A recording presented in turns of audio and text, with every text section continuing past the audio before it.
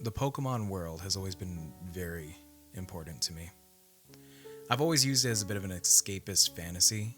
I've always dreamed about owning my own Pokemon, going on little adventures, even just small ones like going to the store with a Ghastly on my shoulder. I never really had that power fantasy of being a top trainer. Maybe I was just content being a weirdo. There's just something so comfortable about the Pokemon world. However, that's not to say that horror cannot exist there. From dead children becoming Pokemon, to ancient gods that could come back at any time and everything up. The Pokemon world is just a very vicious and dangerous place when you really break it down. But we're not talking about those today.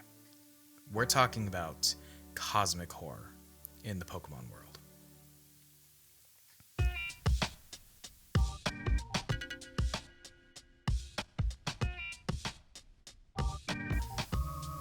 The biggest thing in the Pokemon world is the very odd and growing connective lore. There is a creation myth, and it's very complex, but the main thing with it is the god of this universe was originally designed to be very amorphic and very odd looking. It really had that concept of a god. It's shapeless, it's odd. What is it? Its form makes no sense. This is not the only time Pokemon has delved into cosmic horror, though.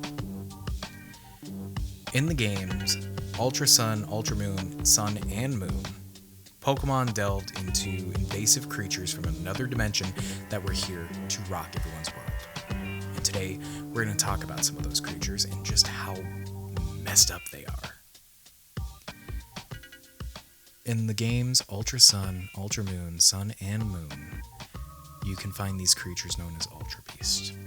Ultra Beasts are creatures that come from alternate dimensions, quite literally. Ultra Beasts are creatures whose physiology make no sense, who don't line up with the rest of the Pokemon in the Pokemon universe, and whose very existence is contradictory to everything that anyone knows in the games. Ultra Beasts just randomly appear in a lot of cases, ripped from their own realities, scared, alone, and ready to fight. It is your job to capture them and make sure they are safely contained. Is that kind, though? Is that just? The way that Pokemon kind of phrases it is like you are the savior. You're going to protect these creatures at all cost. But part of me also sees that as locking away, like a ritual in a way. Think about it. This thing came out of a portal. Someone was trying to summon it, and now it's here. Now it's your problem. Now you gotta get rid of it before it hurts everyone else.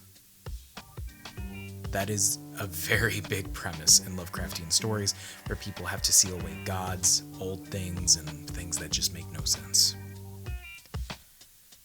Now, Ultra Beasts, there's about 11 of them. We're not going to talk about all 11 in this one little go, but I'll show you some crazy mixed media that Pokemon made about them because it really highlights what I'm trying to say.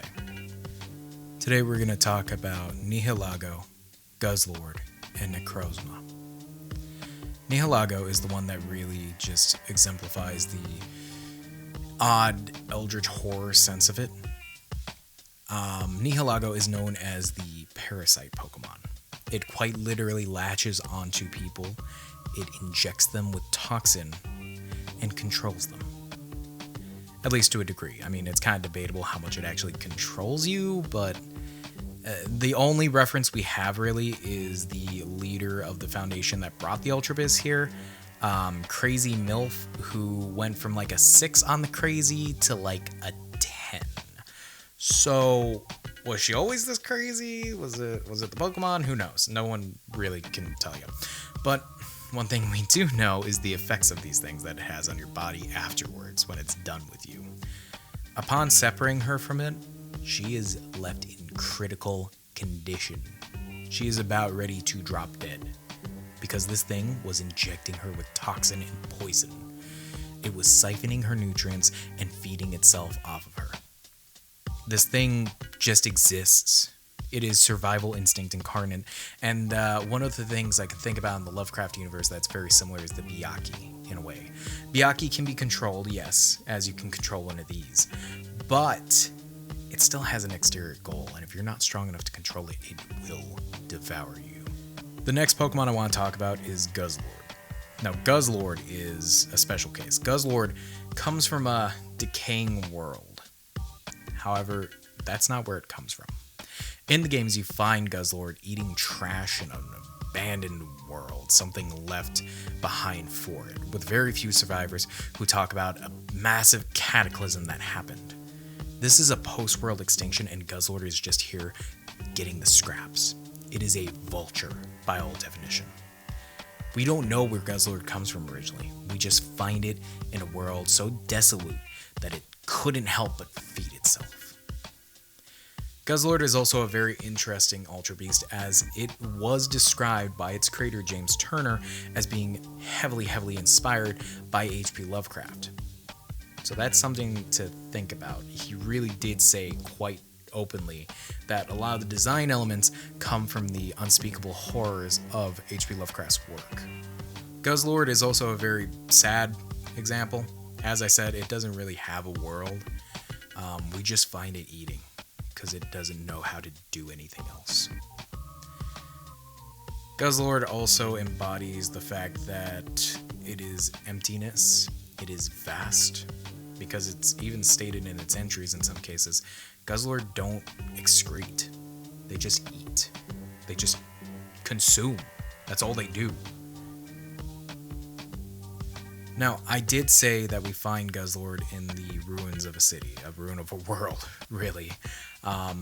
What caused those ruins, though? Well, that would be the Pokemon Necrozma. Now, Necrozma is a little special.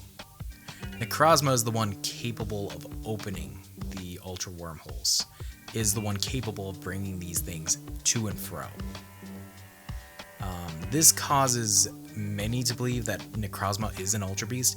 However, in a lot of different media, it is very heavily contested. And it would make sense that it's contested because this thing makes no fucking sense. Necrozma is very human-like in form. However, its body isn't really its body. Necrozma's body is more or less a collection of pieces of itself. Necrozma, I've probably said it like 6 different ways. I'm just going to say Necrozma because that sounds cooler. Necrozma is in a constant state of suffering pain. As you meet it, it is not itself. It is a shell of itself. Necrozma is a creature that feeds off light energy. Quite literally, it will absorb energy, creating black pillars of light. Necrozma is a very violent Pokemon, and it's definitely not the Pokemon world. It's not alien, it's not interdimensional in the same way that the Ultra Beasts are. We've seen aliens in the Pokemon world. We've seen Deoxys. We've seen a few of the other alien Pokemon. This thing has motives. It's doing something. It has a goal, but it was ruined because it was stopped. Its true form was destroyed, which led it to be in so much pain that it could only react violently to everything around it. The true form of Necrozma is a literal light dragon. Its body is 10,000 degrees Fahrenheit. It melts literally everything, and it's described as being so ferocious that a single claw swipe would singe its target. This thing is power incarnate, and we perceive as best we can a legendary dragon. But what if this isn't its true form? What if this is just what it can show us based on how much light it has? What if its true form is bigger and more vast? Now, you can fight Necrozma and save the world, but in the other universe, I think Necrozma won, and Guzzlord was just there cleaning up the scraps for it. Now, really, those are the main Ultra Beasts I want to talk about. The others are interesting, but not too crazy. To end everything off, I just want to say that despite how friendly and great the Pokemon world can be, it proves that no matter where you go, you can always scratch the surface a little deeper and find the horror just waiting there. Anyway, thank you for stopping by. This has been Beholder Media. It's so good to see ya.